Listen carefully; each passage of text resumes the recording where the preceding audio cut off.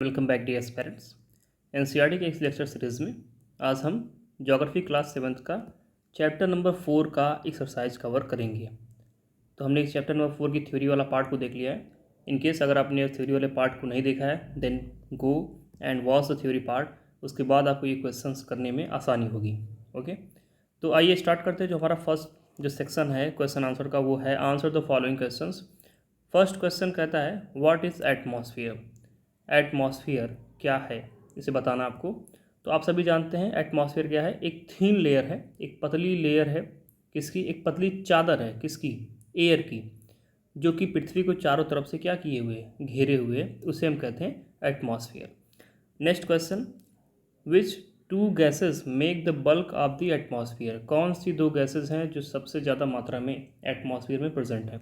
तो पहला जो है वो है nitrogen and second is the oxygen.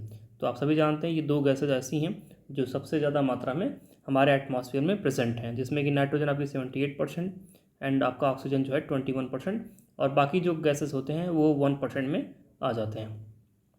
तो ये दो गैसेस काफ़ी बल्क मात्रा में हमें मिलती हैं। Third question, which gas creates greenhouse effect in the atmosphere. तो ग्रीन हाउस के बारे में हमने बात किया था कि जब अर्थ के द्वारा जो रेडिएट किया जाता है सन सूर्य से प्राप्त की हुई ऊर्जा को वापस रेडिएट जब किया जाता है, वापस जब एमिट किया जाता है एटमॉस्फेयर में, तो कुछ गैसेज ऐसी होती हैं जो उन हीट को एब्जॉर्ब कर लेती हैं और एटमॉस्फेयर से बाहर नहीं जाने देती हैं। तो उसमें जो सबसे इंपॉर्टेंट गैस है जो सबसे ज़्यादा इस काम को अफेक्ट करती है उसका नाम है CO2, कार्बन डाइऑक्साइड। तो which gas creates greenhouse effect in the atmosphere, that is the carbon dioxide. Next question, what is weather. तो वेदर के बारे में और क्लाइमेट के बारे में हमने इन दोनों के बारे में एक साथ चर्चा की थी। आइए एक बार फिर से इस चीज़ को देख लेते हैं। तो वेदर और क्लाइमेट को हमेशा साथ साथ समझना चाहिए, इससे आपका कॉन्सेप्ट क्लियर होगा। तो वेदर वर्सेस क्लाइमेट। नाउ ये जानते हैं वेदर क्या होता है। तो वेदर क्या होता है, ये डे टू डे कह सकते हैं, डे टू डे, या इससे भी कम में कहें तो आवर टू आवर, मतलब हर घंटे बदलाव या फिर हर दिन बदलाव। किस में बदलाव?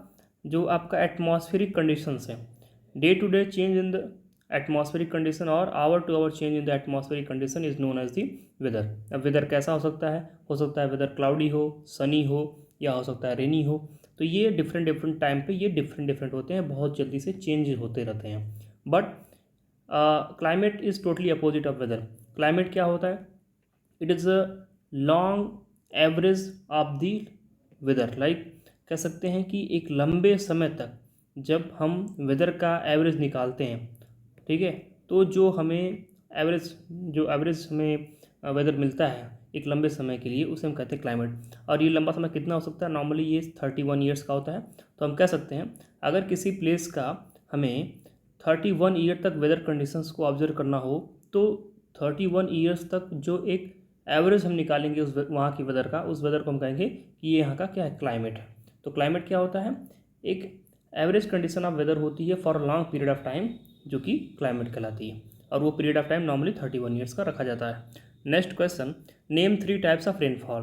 3 प्रकार के जो रेनफॉल होते हैं उनके बारे में चर्चा करनी है।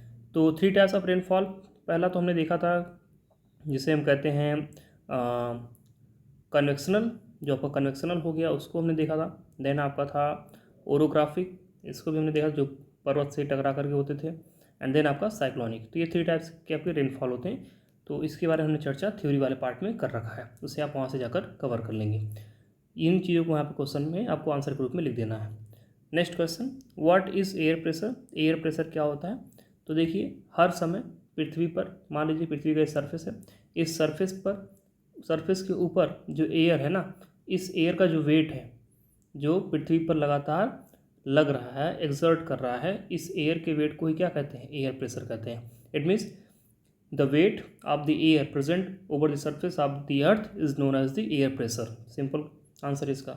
Next question, next section of the question, take the correct answer. तो फर्स्ट क्वेश्चन इसमें कहता है which of the following gases protects us from the harmful sun raise.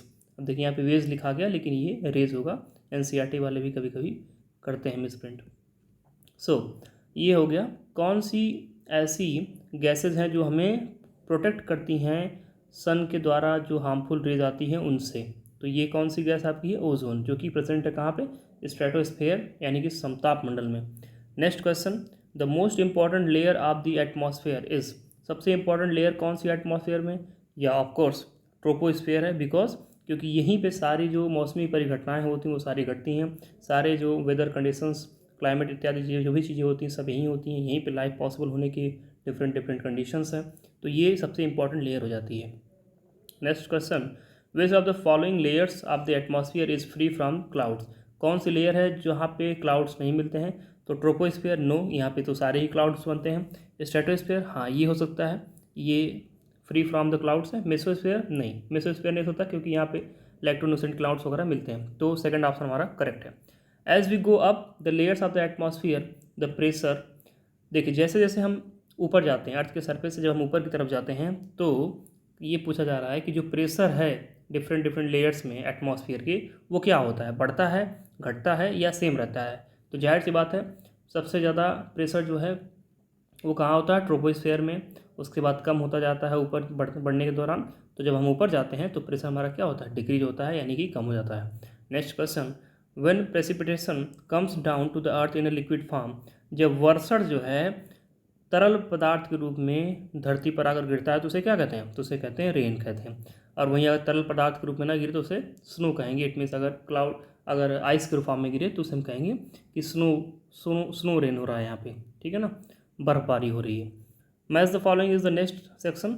इसमें पहला है ट्रेड विंड्स। तो ट्रेड विंड्स क्या है? तो हमने कहा हमने 3 टाइप्स के परमानेंट विंड्स देखे थे, जिसमें आपका वेस्टर्लीज था, पोलर विंड्स थे और ट्रेड विंड्स था। तो ट्रेड विंड्स क्या है? परमानेंट विंड है, ये पूरे वर्ष भर बहती रहती है। लू क्या है? एक लोकल विंड है, इसके बारे में हमने चर्चा की थी। मानसून क्या है? एक सीजनल विंड है। ओके, और विंड किसे कहते हैं? हॉरिजॉन्टल मूवमेंट ऑफ द अर्थ को विंड कहते हैं। और ये मूवमेंट क्यों होता है? Because of the difference in the temperature of the year. अगर हाई टेम्परेचर का कोई विंड है तो ये क्या करेगा? ये लो टेम्परेचर के विंड की तरफ हमेशा जाएगा। तो ये हाई टू लो की तरफ जाता है, तो because of the difference in the temperature. Okay, और क्या बचता है? इनकमिंग सोलर एनर्जी को क्या कहते हैं? इंसोलेशन कहते हैं। ये सब आप पढ़ चुके हैं इस चैप्टर में।